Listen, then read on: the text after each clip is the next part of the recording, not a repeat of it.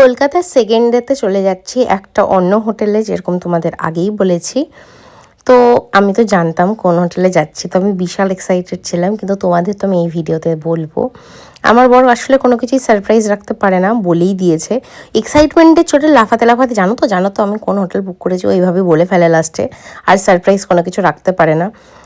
যারা কলকাতাতে থাকো তারা তো নিশ্চয়ই লোকেশনটা দেখে বুঝতেই পারছো কোথায় যাচ্ছি।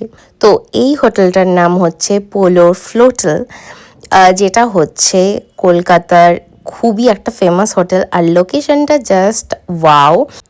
এই হোটেলটা হচ্ছে গঙ্গার বুকে ভেসে থাকা একটা ফ্লোটেড হোটেল, আর তার অপোজিটেই আছে LHO SBI, যেটা অসাধারণ একটা লুক দেয়। রাত্রিবেলা তোমাদের দেখাবো। তো আমি এত এক্সাইটেড, আমি বলতে পারছিলাম না।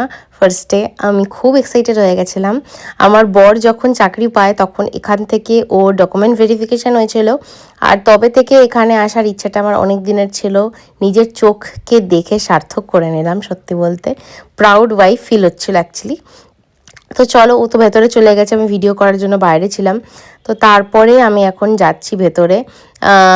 ভীষণ সুন্দর, মানে ওদের গার্ডেন এরিয়া বলো, ওখানে রেস্টুরেন্ট আছে, বোট হাউসের অপশান আছে, খুব সুন্দর। তো চলো তোমাদেরকে ভেতরে নিয়ে যাই, আর দেখে নাও কি সুন্দর ঝাড়বাতির জায়গাতে একটা হুইল লাগানো। এটা আমার অসাধারণ লেগেছে। যেতে না যেতে ওয়েলকাম ড্রিঙ্কস দিয়ে দিল, যেটা তো আমি খাইনি অবশ্যই, ঠান্ডা। তো দেখো, এই হুইলটার কথা বলছিলাম, কি সুন্দর না। তো আমরা তো রুম পেয়ে গেছি, একটু টাইমের পরেই আমাদের রুমটা দেওয়া হয়েছিল।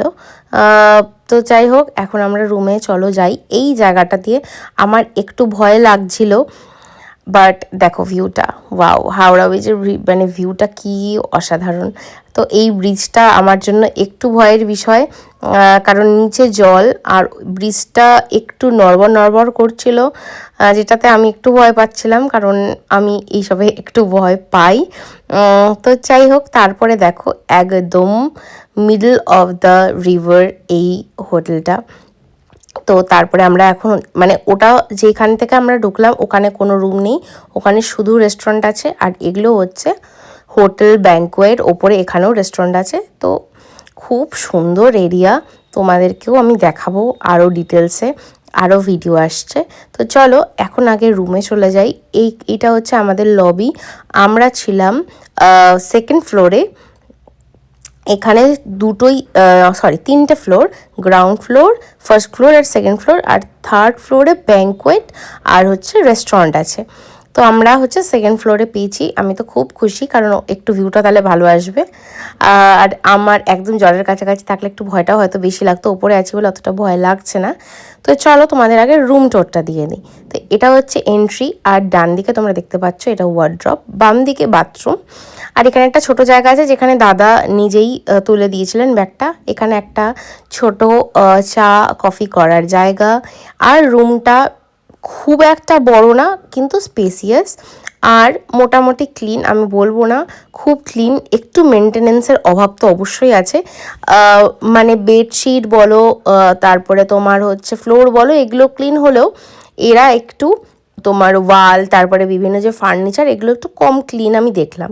তো যাই হোক, এখান থেকে দেখে নাও LHO SBI এর ভিউটা কতটা সুন্দর।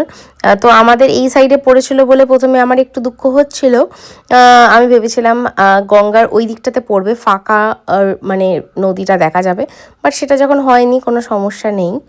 তো এই ভিডিওটা এইটুকুই, দেখা হচ্ছে পরের ভিডিও নিয়ে খুব জলদি, টাটা।